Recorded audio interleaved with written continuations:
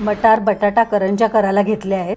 शिजवलेला मटार, बटाटा, हिरवी मिरची, कोथिंबीर, धनजिरं पूड, थोडासा लिंबाचा रस असा हा सारण तयार करून ठेवलाय.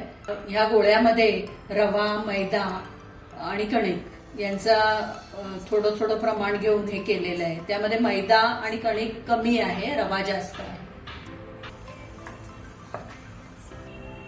अशा मी सगळ्या करंज्या करून घेतल्या.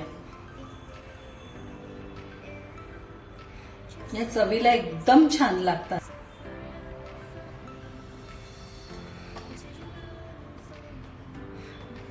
आपल्या करंज्या करून तयार झाल्या आहेत, त्या आपण आता बंद गॅसवर तळून घेऊया. छान लालसर अशा झाल्या आहेत, त्या आता काढून घेऊया. नाश्त्याकरता केलेल्या मटार करंज्या आणि मटार मोदक तयार.